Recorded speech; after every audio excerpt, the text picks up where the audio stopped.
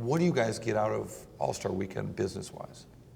It's a great way to reconnect with friends and business associates. And for the most part, when you're in the league, the other owners are your competitors. They want to beat your brains out. And then you come to an owners meeting and a tech conference, and you're really talking about shared goals and things that you can do together. And so great networking effect, and you learn a lot.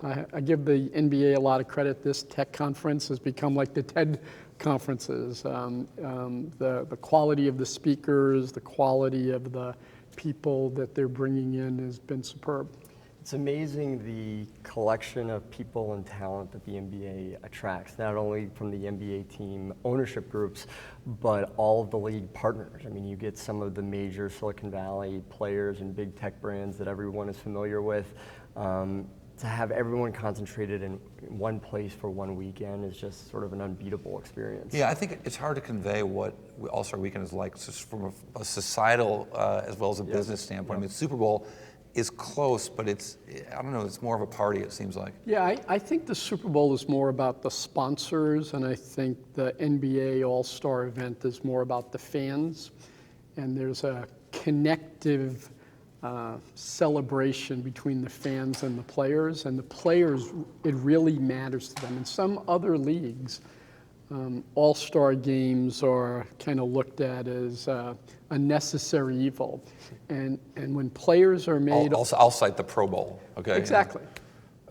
Our players really want to be All-Stars. When they're not picked for the All-Star game, they're hurt. They want to know, what do I have to do to get that recognition? And I think because of that, the elevation of the event and the participation levels and the enthusiasm is quite high. There was some talk this morning about direct connections with fans, more direct connections with fans. I'm struck by that and the parallel with DraftKings, which you're an early investor and a large investor in, and the acceptance of gambling in ways that weren't really imaginable, I think, 20 or 30 years ago by the major leagues, or the major sports leagues. What do you think that is all about? Well, I think that indoor sports are ascendant. NHL, NBA, that's why we just bought some AFL, Arena Football League teams, because you can track and monitor very crisply and clearly because of the contained nature of the arena. And the more we become a big data company, the more attractive we'll be to Gen Z, to millennials, to sophisticated people who care about Wall Street. And we want to be big data companies, distribution of that data and content. And so being able to go direct to the consumer, I mean, we look like SaaS companies now. You look at a sports team, sure, you look, it's why Steve Ballmer, I believe, paid $2 billion for the Clippers. I think he looked and saw that just like a big software company, we've got 20-year deals with our sponsors that have built-in 3.5% increases. We have suites that are on 5-year contracts. We have annual contracts, season tickets that we renew at 95%. And at our heart, we're a software big data company and a commerce company because we know who our customers are. We track their behavior, yeah. And we know, they're buying $300 jerseys, they're taking Uber to the game. When we win, they go to this bar. And so to get... When they lose, they go to 3 bars. But we talk about in the media business, the software business, engagement, usability. For us to be able to get a community like Washington, D.C., a big super city, and get a 5 rating on television and 20,000 people, 200 nights a year for all of our events coming in, and to get to know how much time, effort they spend to go to the game, that becomes like a very, very valuable business model. Accessibility is pretty key to us, right? So we like to pride ourselves on being a multi-platform company. You can watch our games on cable, or you can download our new over-the-top service, Monumental Sports Network, and have more touch points to our teams at lower and so cost, is the sort of economic FanDuel price points DraftKings experience part of that? I believe that sports is the great convener, and you sit behind a screen and you're watching the game, and now you're interacting. And the first application was you're communicating, you're talking to your friends, you're in a community, and now you're starting to have real interest in the outcome of the games and the plays, and that's fantasy. It's daily fantasy is what really took off.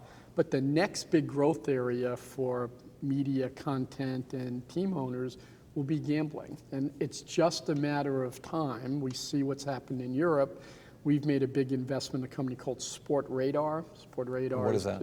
Sportradar started life as a way to do integrity assurance to make sure that betting, gaming, the odds were level playing field, and it connected the casinos, the gamblers, and the leagues in Europe and then in China. Because in Nevada, you can't have the sports books talk to the other sports books. It's part of the way the law is written. That's right, but makes no sense. And the whole way the laws are constructed. Well, initially that was meant to fight corruption, right? Yeah, and give gamblers a shot. But think of this: in Northern Virginia, you cannot play fantasy games. You can't smoke marijuana, and you can gamble. There's casinos in Virginia. In Washington, D.C., you can't gamble, you can't play fantasy games, but you can smoke marijuana and you can grow it.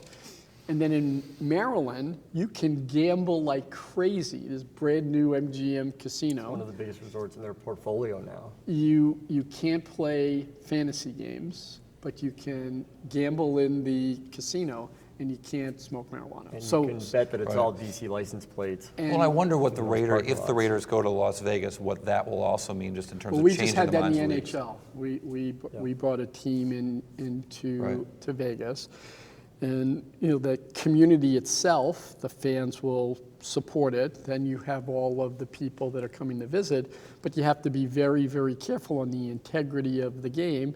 And so the sport book, will not be commensurate, if you will, right there, because you don't want anything untoward or anything that would touch on a fan's notion that the outcome of the game is pure.